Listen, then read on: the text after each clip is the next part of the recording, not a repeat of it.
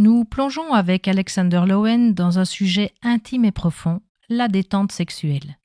Suite à notre exploration des lombaires et du pelvis, nous allons découvrir comment une sexualité épanouie libère la tension, apaise le corps et l'esprit et renforce notre bien-être global.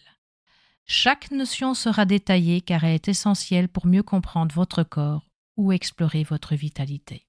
Si vous voulez apprendre vraiment ce qu'est ressentir, à mettre des mots sur vos sensations, vos émotions jusqu'à devenir l'expert de votre énergie sexuelle selon l'approche de Wilhelm Reich, je vous laisse avec Cécile, psychothérapeute et sexologue, avec une pratique en cabinet depuis 25 ans. Une véritable humaniste, penseuse radicale provenant des étoiles, une main de fer dans un gant de velours qui vous livre tout ce qu'elle a appris au plus profond de votre être. La détente sexuelle, quand elle est satisfaisante, offre des bienfaits incroyables. Elle décharge l'excès d'énergie accumulé dans le corps, réduisant la tension globale et apportant un sentiment de paix, de relaxation, parfois même de somnolence après l'amour. C'est un moment où l'on se sent vivant, connecté et l'on peut se dire « Voilà le cœur de la vie, c'est si naturel et beau ». Pendant les rapports, cette énergie se concentre dans les parties génitales et atteint un paroxysme de plaisir, l'orgasme, qui libère tout. Mais toutes les expériences ne sont pas ainsi. On peut avoir des rencontres ou des expériences sexuelles insatisfaisantes où l'excitation monte sans atteindre ce paroxysme, laissant une décharge incomplète. Cela peut engendrer frustration, agitation et même un malaise intérieur. Cependant, l'absence de paroxysme ne mène pas toujours à la frustration. Si l'excitation était faible au départ, l'expérience peut rester agréable, surtout avec de l'affection. Pourtant, si on perçoit cette absence comme un signe d'impuissance, surtout pour les hommes, cela peut causer une détresse psychique, une blessure émotionnelle à surmonter. Parfois, la décharge n'est pas totale. On peut parler de décharges partielles qui peuvent sembler satisfaisantes. Comme le dit Lowen, on peut se satisfaire d'une détente à 80% si c'est le mieux que l'on ait jamais pu atteindre parce que des facteurs psychiques se lient aux émotions et les modifient. Une femme qui n'était jamais parvenue au paroxysme pendant les rapports sexuels le ressentira comme gratifiant et satisfaisant, quel que soit le degré de décharge. Nous ne pouvons décrire une émotion qu'en la comparant à une expérience précédente. Dans ce cas, la comparaison est très favorable.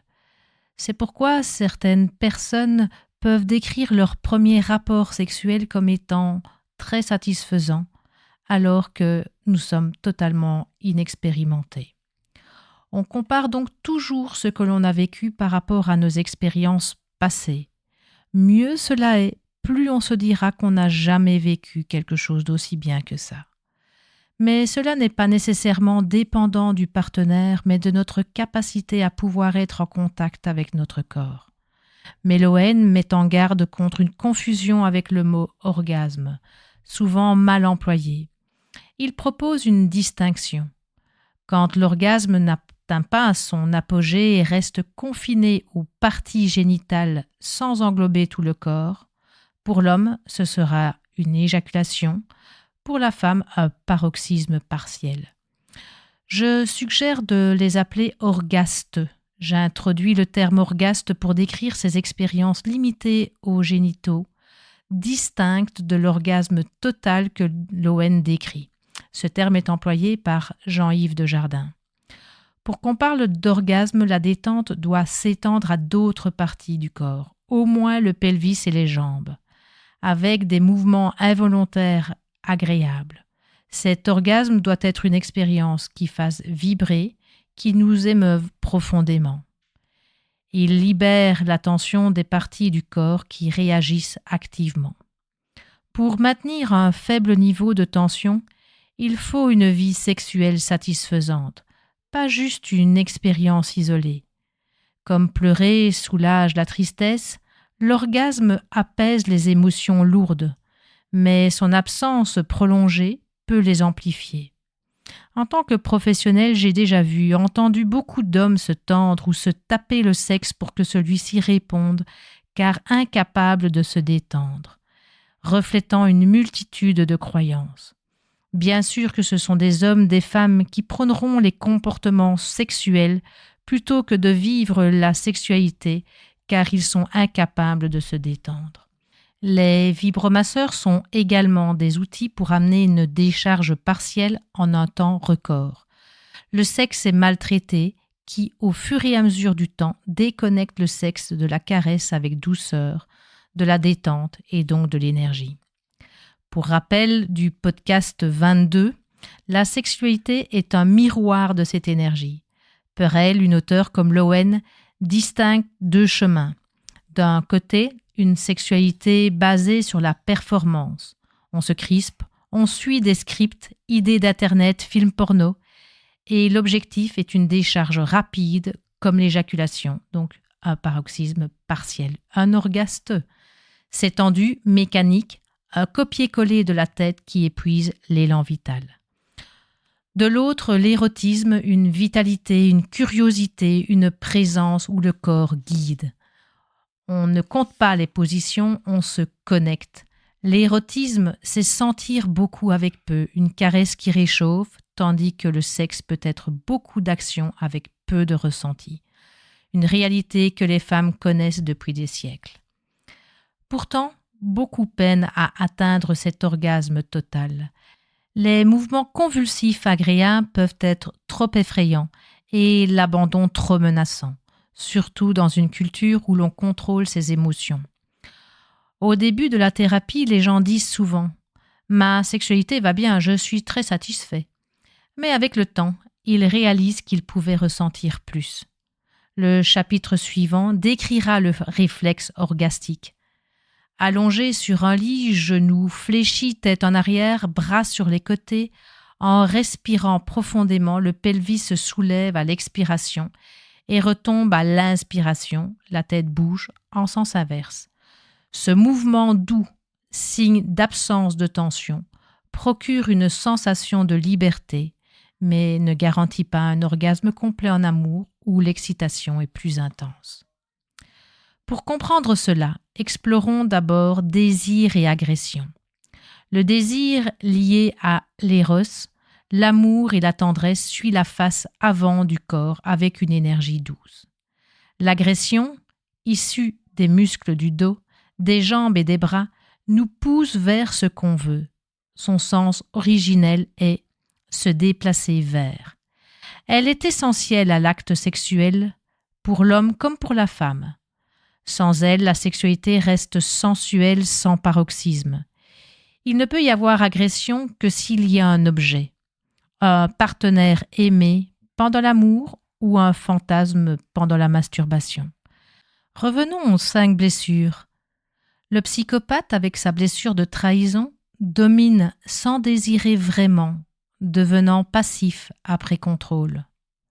Dans la blessure d'humiliation, le masochiste cache son agression dans ses plaintes. Dans la blessure d'abandon, l'oral est passif à cause de muscles faibles. Et dans la blessure d'injustice, le rigide est hyper agressif pour masquer sa frustration. Ces dynamiques influencent notre capacité à lâcher prise.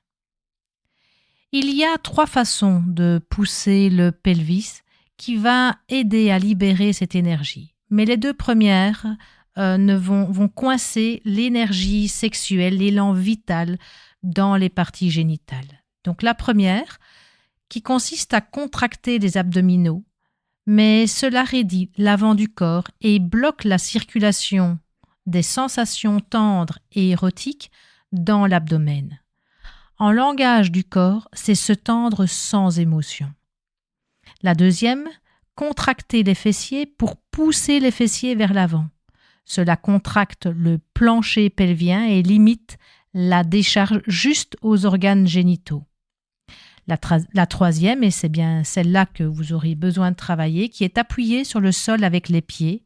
On bascule le pelvis vers l'avant si les genoux restent fléchis et quand on relâche, qu'on arrête d'exercer une pression sur le sol, il revient en arrière. Cet exercice dépend de diriger l'énergie vers les pieds, laissant le pelvis sans tension, libre de se balancer. Essayez, debout, pieds écartés de 15 cm, genoux fléchis, penchez-vous légèrement, poussez sur les talons sans les poser et respirez doucement. Répétez 2-3 fois pour détendre le pelvis et les cuisses. Ces mouvements préparent à une sexualité plus épanouie et ne coincent plus l'énergie dans votre partie génitale. Le podcast prochain offrira d'autres exercices concrets pour explorer sa sexualité. Pensez bien qu'une libération de tension peut amener une exploration de vos sensations et donc de vos émotions réellement ressenties, pas interprétées, mais véritablement ressenties, et ça, vous n'en avez pas le contrôle.